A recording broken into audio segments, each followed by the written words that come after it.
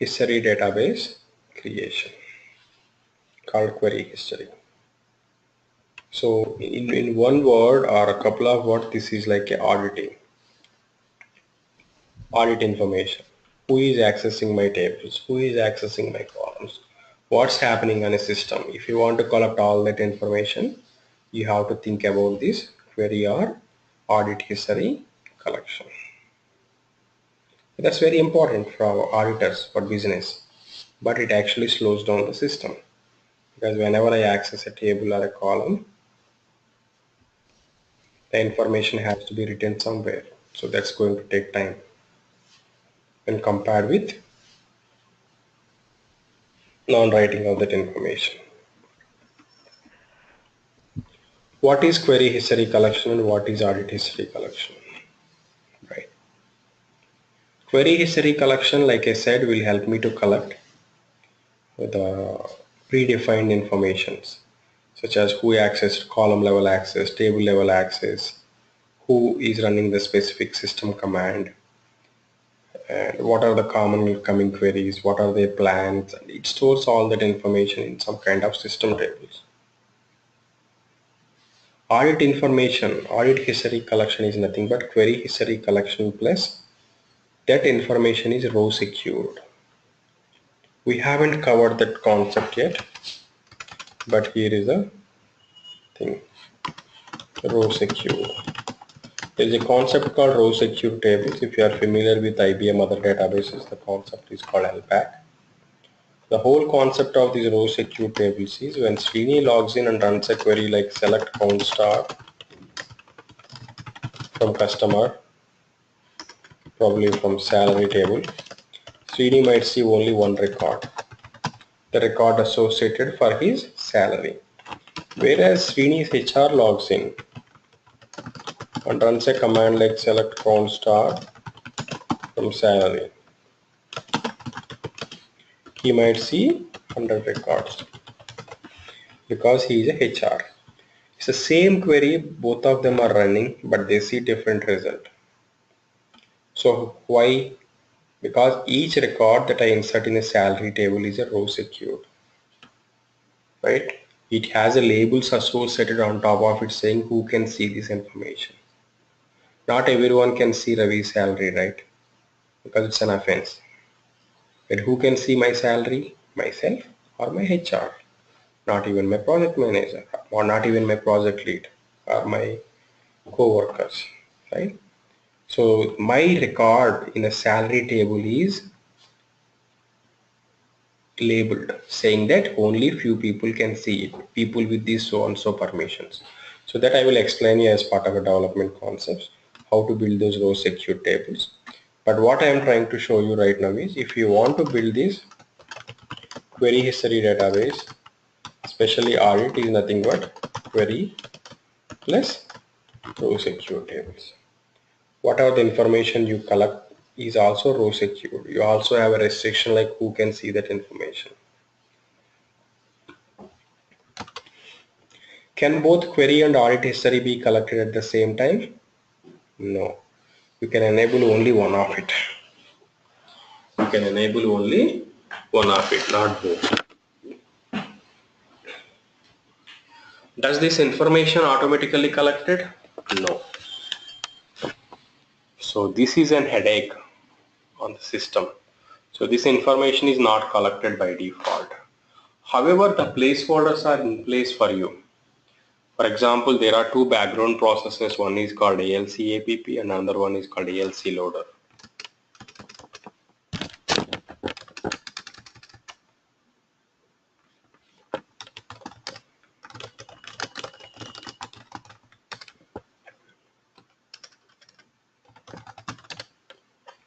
So these are the two background processes. It will start with your startup server.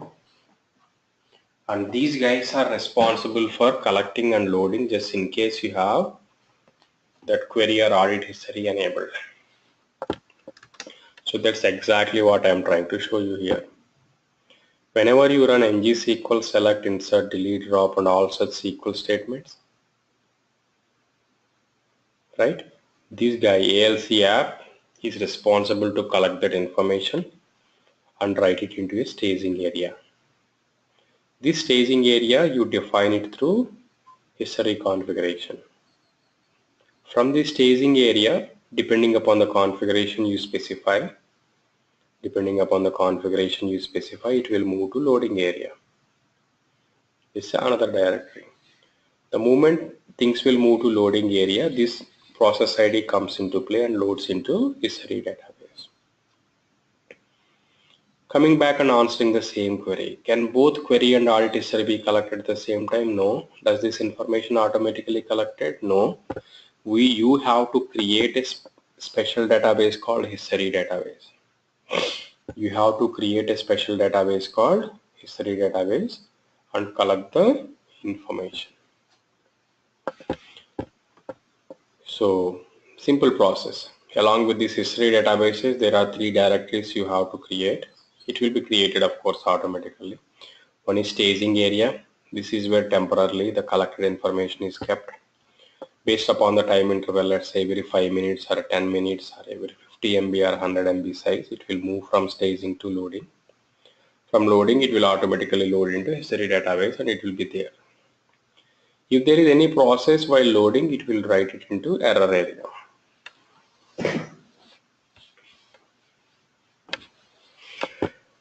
Now let's look at how do I create. The key in this whole process is this new database. You can't store this information in any of the existing databases. The key is you have to create a new database. How do I create that new database? You create that new database using a command called ngHist_create_db. There is a new command ngHist_create_db-h. It creates a history database and all the required tables. Now here is an example. ngHist_create_db. What is the database name you want to create? -t specifies, do you want to have a query database or do you want to have an audit database? Audit is nothing but query plus row secured tables. You can create only one. Who is the owner for this database? Right?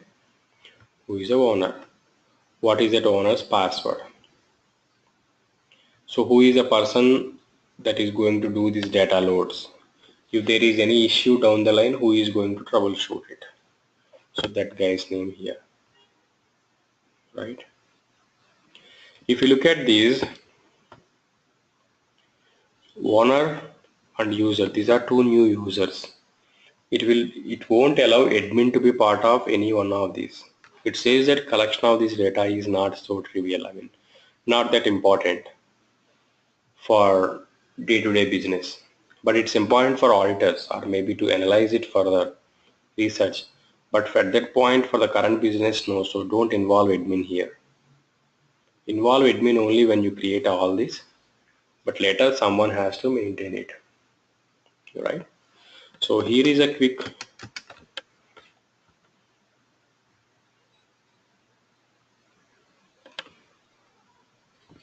hold on, before we go there, we have to create those 2 users, right? So this is the location where you can see those temporary directories, those 3 directories I am talking about. History creation is more of a setup thing. If you go here, there is no such directory right now. cd_ng data paste. There is no such directory right now. But once we do all this setup, we will have this directory. Inside this directory, we will have 3 subdirectories: error, staging, and loading. These are the 3 directories I am talking about. Now what we are going to do is we are going to set up this entirely. You already have a processes, but those processes need supporting places. Now we are going to go ahead and create this history database. For us to create history database, we need to have 2 users created. What are those users? Just follow these steps. One is history owner.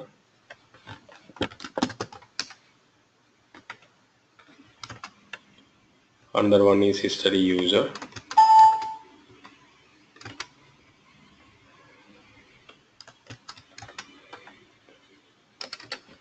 So I'm saying that grant list on history user to history owner. I'm telling that history owner that there is a user like his user connect exists. It's like a connect privilege. I'm also granting create database to history owner. Now the simple command I need to run is ng history create db.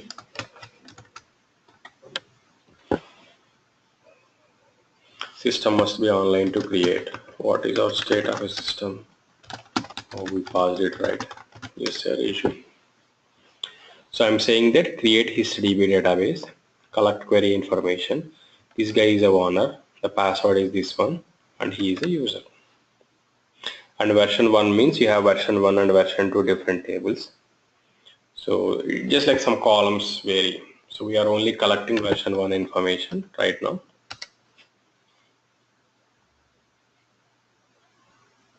So history owner needs a create database privilege. That's what we have given here. These are standard steps. Now what this guy does here is this guy will go ahead and create history DB. Now that history DB inside it will create a bunch of tables to hold the information we are talking about.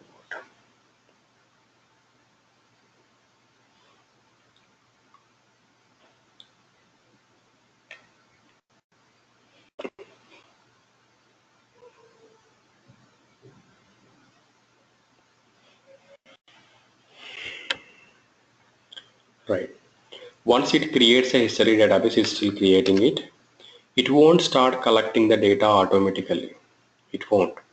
We have just created history database right now. What that is this one. Now we need to tell this guy ALC app what to collect. Right? There are 100 different things you can collect, combinations. Now you have to tell this guy what to collect. That's decided by history configuration. That's decided by history configuration. You need to tell that ALC APP backend process what to collect. That's where you have to define a history configuration. You have a database created. For this database, what to collect. Right? What do I mean by what to collect is you can collect query information such as when a session created, when a session completes, failed authentication, what kind of a user query is coming, the query's current status, query status changes. Or you can collect plan information. Plan information is nothing but query information plus its query plans. Table information, query information plus who is accessing a specific table. Column information is nothing but query plus table plus column access history. Similarly, whenever someone runs any of these backend commands or whenever system state changes, these are the 6 different things you can collect it using this history configuration. If I go back, this is the syntax of the history configuration. So the database got created. When I log into ngSQL, if I say \l, yeah, HistDB created with history owner. If I connect to this HistDB, if I display tables, these are all the no, I have to connect to HistDB.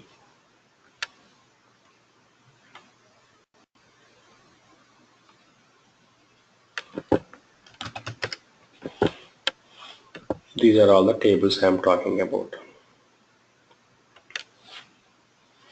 So whenever someone access a specific column, the information is stored in this $hist underscore column underscore access underscore version 1. Whenever someone does failed authentication, the information is stored here. Whenever system state changes, whenever someone accesses a table information, it's very simple, very simple. So they have just created one table for each and every functionality that you would like to track, nothing else. Now, the loader will just loads into appropriate table. But the point here is creation of history database, collecting that information, right? So if I go to ng data hist, you still don't see the directory. For your directories, temporary directories such as error, loading, these three directories to create,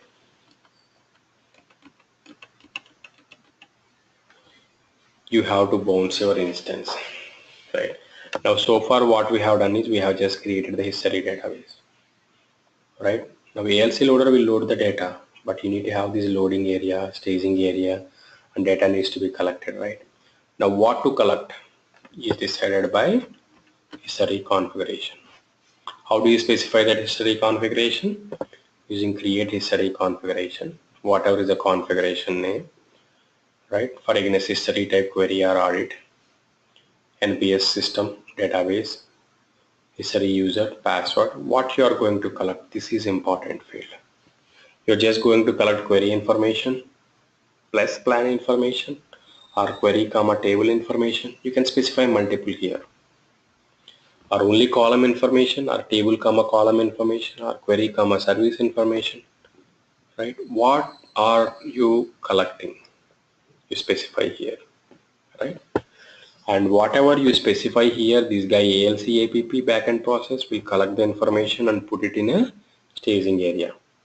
Now your responsibility is from staging area, how frequently data goes from staging area to loading area.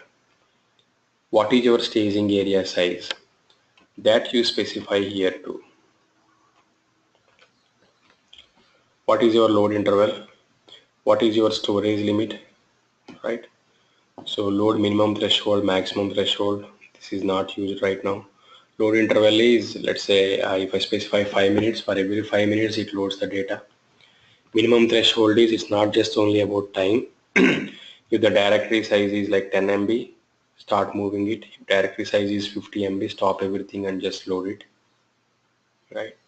So all these basic parameters are here. That's been explained here. Load interval is nothing but loading timer from staging area to loading area, right? So loading minimum threshold.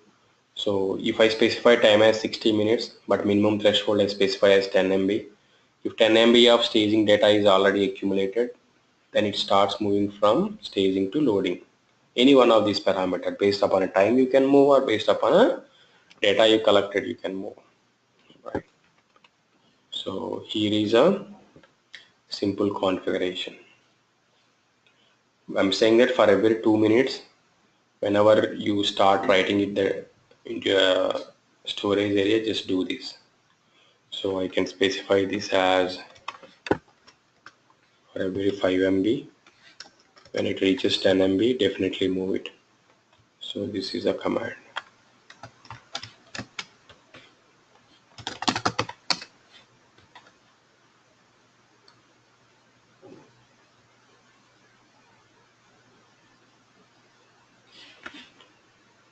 Invalid value for storage limit.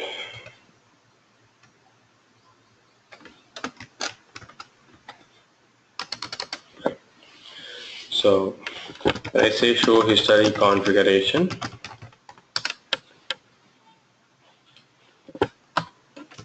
all. When I say show history configuration, it will show my current history configuration. There is nothing. But when I say all, this is what I have created now. Again, it won't be enabled by default. It's not just that you created and it start collecting the data. No, you have to set this history configuration, saying that set my history configuration to whatever the one I have created now. Again, setting won't just help here. You have to bounce your instance. You have to bounce your instance. So how do I bounce my instance? ng system, either restart, or I say ng stop and start. But I have I never had it coming back online when I say stop in the simulator. So, but let's try our luck. I simply say ng system restart. Are you sure you want to restart your mission? Yes. So for our changes to take effect, we have to bounce.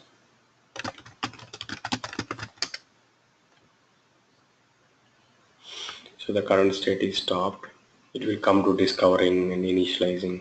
That way it happens. Right, let it run in the back end. In the meantime, let's look at one more time what are the steps we are doing it. It's a series of steps you have to follow. The first thing is, remember this diagram. For us to have this, we already have these backend processes running. It's just that they don't have a history database, they don't have what to collect. So now the series of steps for us to set this history configuration is, first create a database. That is ng-hist create db. Decide what to collect, whether you are collecting query or audit. Configuration, history configuration. So whether you are just collecting table information or column information or both, that you need to decide, right? Now just enable the configuration. Bounds Netezza system. That's it. So once you bounce and based upon the configuration, it starts collecting the data into the table you have created. Right.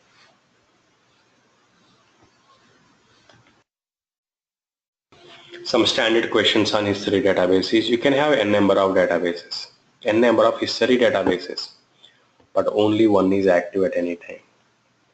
I can create another history database as in histdb2, but you have only one configuration active at any time. The configuration specifies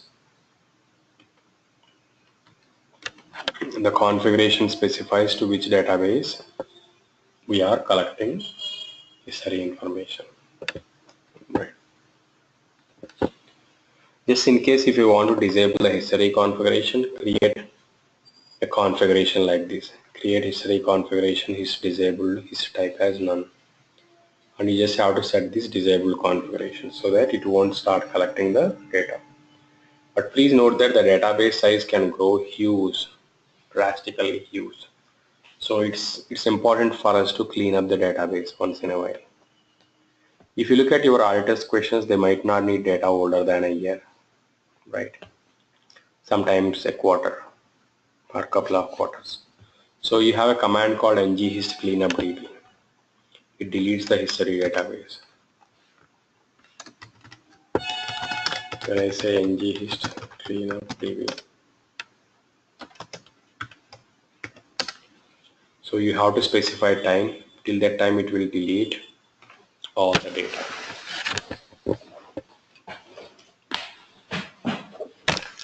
So when Netezza implementation started, very few people used this history database, but now almost all implementations have this partly implemented at least.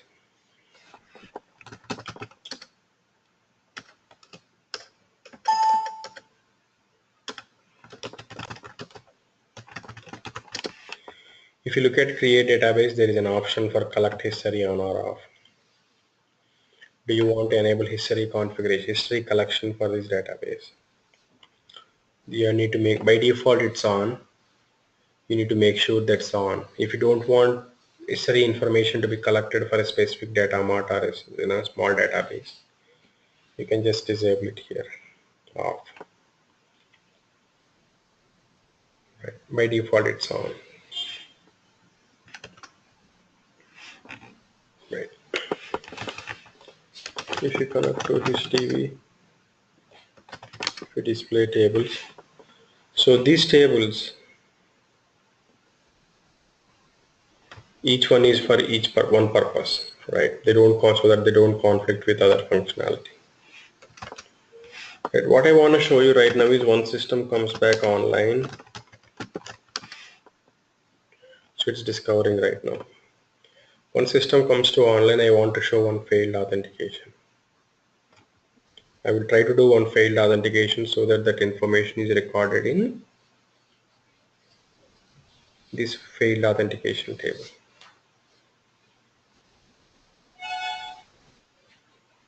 Right. Now that's pretty much about history configuration. So we will wait for some time to see if system comes online. But in the meantime, let me know if you got any queries on this whole concept.